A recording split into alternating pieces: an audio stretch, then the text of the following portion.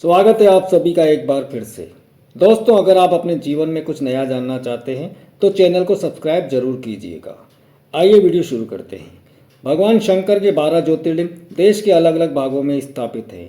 इन्हें द्वादश ज्योतिर्लिंग के नाम से जाना जाता है। इन ज्योतिर्लिंग के दर्शन, पूजन, आराधना से भक्तों के जन्म जन्मांतर के सारे पाप समाप्त हो जाते हैं। वे भगवान शिव की कृपा के पात्र बनते हैं। ऐसे कल्याणकारी ज्योतिर्लिंगों की कथाएं एक सीरीज के रूप में हमने एक साथ यहाँ उपलब्ध कराई हैं, जिनके सुनने मात्र से भक्तों का कल्याण होता है। पहले ज्योतिर्लिंग की उत्पत्ति की पौराणिक कथा प्रारंभ करते हैं, जो है सोमनाथ ज्योतिर्लिंग। यह इस पृथ्वी का पहला ज्योतिर्लिंग माना जाता है। यह मंदिर गुजरात राज्य के सौराष्ट्र क्षेत्र में स्थापित है। शिव पुराण के अनुसार जब चंद्रमा को दक्ष प्रजापति ने क्षय रोग होने का श्राप दिया था, तब चंद्रमा ने इसी स्थान पर तप कर इस श्राप से मुक्ति पाई थी। ऐसा भी कहा जाता है कि इस शिवलिंग की स्थापना स्वयं चंद्र देव ने की थी। विदेशी आक्रमणों के कारण यह 17 बार नष्ट हो चुका है। हर बार यह बिगड़ता और बनता रहा है। समुद्र के किनारे विश्व प्रसिद्ध मंदिर में यह ज्योतिर्लिंग स्थापित है। पहले यह क्षेत्र प्रभास क्षेत्र के नाम से जाना जाता था।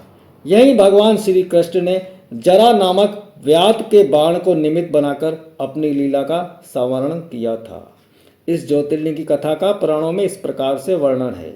दक्ष प्रजापति की 27 कन्याएं थी।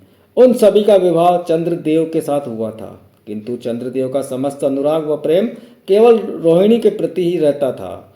उनके इस कृत्य से दक्ष प्रजापति की अन्य कन्याएं बहुत अप्रसन्न रहती थी। दक्ष प्रजापति ने इसके लिए चंद्रदेव को अनेक प्रकार से समझाया, किंतु रोहिणी के वशीभूत उनके हृदय में इसका कोई भी प्रभाव नहीं पड़ा। अतः दक्ष ने क्रोधित होकर उन्हें क्षयग्रस्त होने का श्राप दे दिया। इस श्राप के कारण चंद्रदेव तत्काल क्षयग्रस्त हो गए। उनके क्षयग्रस्त होते ही पृथ्वी पर सुधा, शीतलता, वर्षण का उनका सारा कार्य रुक गया। चारों ओर त्राही त्राही मच गई। चंद्रमा भी बहुत दुखी और चिंतित थे। उनकी प्रार्थना सुनकर इंद्रादि देवता तथा वशिष्ठ आदि ऋषिगण उनके उद्धार के लिए पितामह ब्रह्मा जी के पास गए।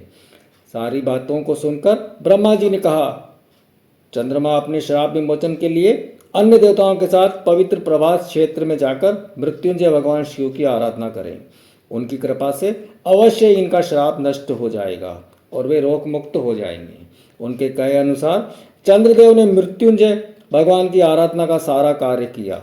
उन्होंने घोर तपस्या करते हुए 10 करोड़ बार मृत्युंजय मंत्र का जाप किया। इससे प्रसन्न होकर भगवान शिव ने उन्हें अमृतत्व का वरदान दिया।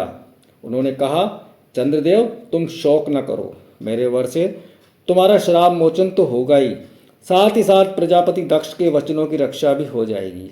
कृष्ण पक्ष में प्रतिदिन तुम्हारी एक एक कला क्षीण होगी, किंतु पुनः शुक्ल पक्ष में उसी क्रम में तुम्हारी एक एक कला बढ़ जाया करेगी। इस प्रकार प्रत्येक पूर्णिमा को तुम्हें पूर्ण चंद्रत्व प्राप्त होता रहेगा।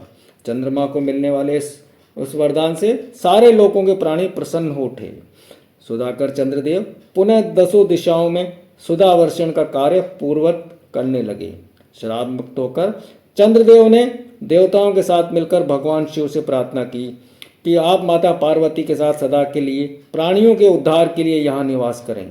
भगवान शिव ने उनकी इस प्रार्थना को स्वीकार करके ज्योतिर्लिंग के रूप में माता पार्वती के साथ तभी से यहाँ रहने लगे।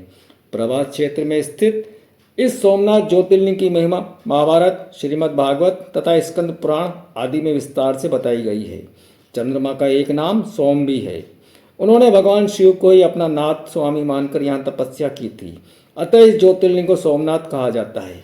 इसके दर्शन, पूजन, आराधना से भक्तों के जन्म जन्मांतर के सारे पाप और दुष्कर्म नष्ट हो जाते हैं। वे भगवान शिव और माता पार्वती की अक्षय कृपा का पात्र बन जाते हैं। जय सोमनाथ। अगले वीडियो में दूसरे ज्योतिर्लिंग मल्लिकार्जुन की पौराणिक कथा का वर्णन करेंगे। वीडियो पसंद आया हो तो लाइक शेयर करें। चैनल पर पहली बार आए हैं तो चैनल को सब्सक्राइब कर बेल आइकॉन भी प्रेस करें। जय हिंद, जय भारत, वंदे मातरम।